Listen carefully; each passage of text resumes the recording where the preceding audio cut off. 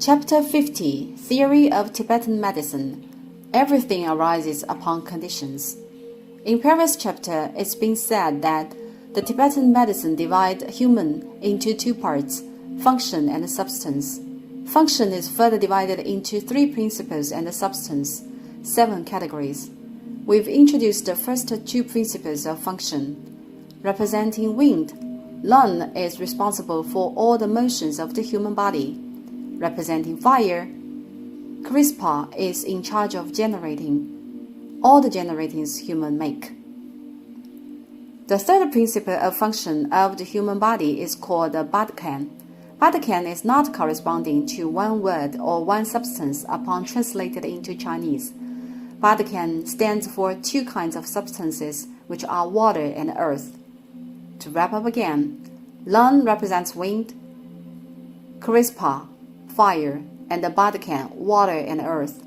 So you may tell that the 4 elements are assembled completely: earth, water, fire, and wind. Why does Badakan represent the 2 kinds of materials? This is actually derived from a view to the world from the Tibetan medicine. Tibetan medicine considers the human the same as the plants in nature, which means they correspond to each other. The Tibetan physicians observe the nature like how the plants grow. For instance, how does a tree grow? First, seeds are needed, right? A tree gradually comes into being with the growing of seeds, and you have to water the seeds which are buried under the soil. It is observed that there must be function within the seed itself. What is it? It can absorb the nutrients and the water from the soil, right? At that time, modern science has not yet been developed and mastered. They have idea on photosynthesis, like the absorbing and the fixation of carbon dioxide, and whatsoever is needed to be absorbed from the soil. Little knowledge was known at that time. It was deemed that seeds have a function to absorb the nutrients from the soil, with which the seed grows.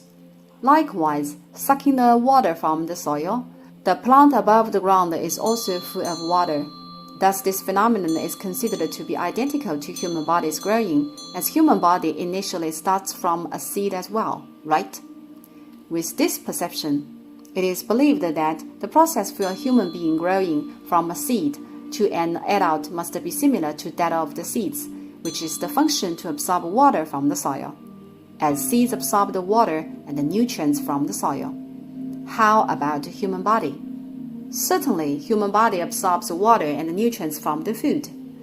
Hence, Badakan works as a functional mechanism, namely it operates of absorbing of water and nutrients simultaneously. In terms of the fertilized ovum, the interpretation of Tibetan medicine makes sense in logic. This Badakan, defined by the Tibetan medicine, is in charge of grinding the food ingested together with water, absorbing the nutrients and the water. Plants grow as they absorb the nutrients from the soil, so does the water. Thus, in contrast, Tibetan medicine believes human body absorbs the nutrients of the food and the muscles are grown. The skin status and the complexion are impacted by the water absorbed. Why? Plants wither without water, right? It is quite obvious if you take a simple observation. Hence, the skin status and the complexion of human body isn't rosy when it is lack of water, which means the function of Badakan goes wrong, right? That is how the contrast goes. Well, repeatedly, it is a matter of fact of the function of water absorbing for the withered plants, which means there is a problem with Badakan. This causality can be applied to the phenomenon of pasty complexions or skins with no elasticity.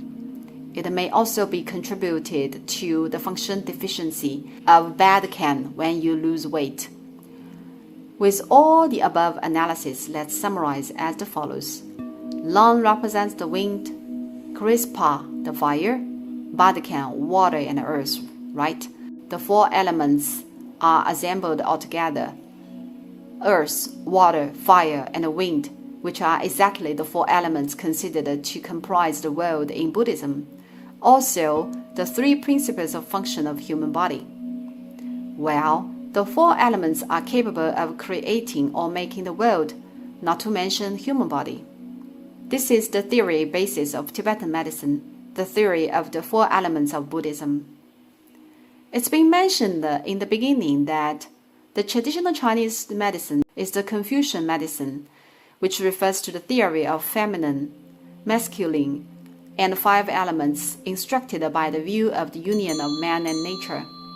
Tibetan medicine is the Buddhist medicine, which refers to the four elements instructed by the philosophical view of all things arising from conditions. The theory of the four elements are tallied.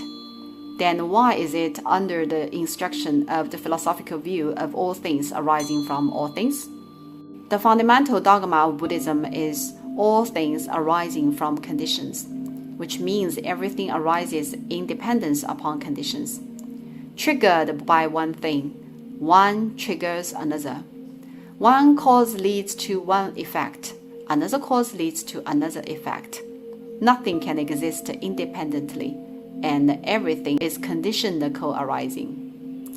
Therefore, the four elements of Buddhism that comprise the three principles of human body abide by the rule likewise.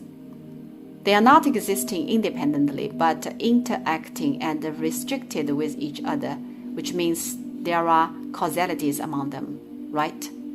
These three principles are interacting and restricted, dependent with each other, and they can't work independently as there are causalities among them. What can be interpreted from this statement? It declares an integration of a contradiction and union formed by the three principles, which are Lun, Crispa, and Madkan. In other words, human body is exactly an integration of contradiction and union of the three principles of function. If one of the three principles goes wrong, the other two will lose the balance, as the theory of all things are conditioned co-arising states, right? It is like the case that if one stands with three legs supporting and one will fall down if one leg is broken. And one of the three breaks down, the other two will lose the balance. The illness of human is just because one of them breaks down and that this changes the imbalance of the other two that holds coexisting relations. The so-called treat the illness is to recover the balance of the three principles of function. As said, Tibetan medicine believes the illness is caused by the imbalance of the principle, and the function is thus fragmentary. To treat the illness is to rebalance these three principles. It is recorded in Sikta Tandura that the three principles of the function are made up of the four elements, and they rely on one another. This relationship of dependence is not random, which means the theory of all things, conditioned co-arising, is not of ambiguity. It is not a simple concept. Say you rely on me and I rely on you, and we three cannot go wrong. What exactly does it mean for the state? If one is in crisis, the other two will lose balance. This coexistence is not randomly work, but with some restricted conditions, with which imbalance is triggered, right? I am trying to elaborate with a suitable example. However, it's quite hard to think of one. This restricted relationship is considered in Sikita Tandura to be the relation of quantifying and locating. With a contemporary term, it is called quantity restriction and location restriction, of which the former is the inner cause leading to illness and the latter outer cause. What does the statement, the quantity restriction is the inner cause leading to illness, mean? Let me exemplify for the general idea. There is certain relation of how much is relied on the other which can be quantified, which means the relationship among the three principles is a fixed and a quantitative number. If this number changes, you will be ill, namely the inner cause leads to illness. What does the statement, "the relation of locating causes the changes of the relation of quantifying," or "the location restriction is the outer cause," mean? Here comes an example. I am feeling very well now. The three principles of function of my body, qi, blood, and heat, are all working and balanced pretty well, which means the inner cause has no problem. It also means the relation of quantifying is operating and balanced smoothly and perfectly, regardless how much it is, regardless how they are restricted to one another. Then all of a sudden I walk into an air-conditioned room, or on a cold winter day I am wearing nothing or few clothes. What will happen to me? I will catch cold, right? This is the relation of locating. Though the relation of quantifying is of a balanced status initially, when you change the location, your relation of quantifying will still be broken. This locating is exactly the outer cause that imbalance your inner cause. Another example, I eat every day. Normally, I have 100 grams of rice every day, with which my body feels comfortable. The relation of the quantifying of the three principles stays in fine balance.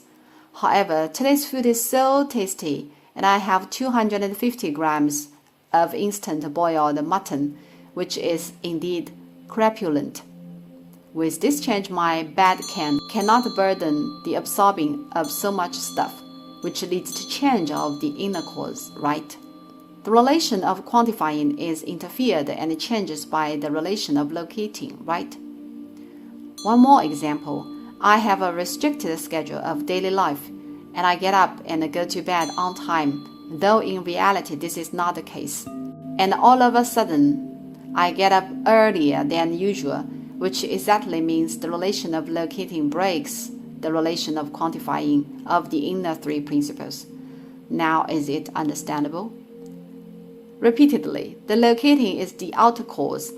That said, your location, which should be your original status, is broken. You should get up at a certain time point normally, and this locating is broken when you get up earlier than usual.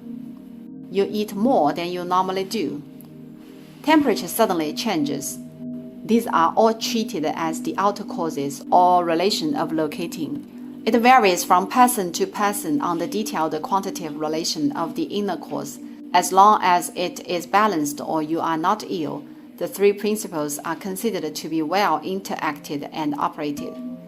And the relation of quantifying will be broken if the relation of locating goes wrong.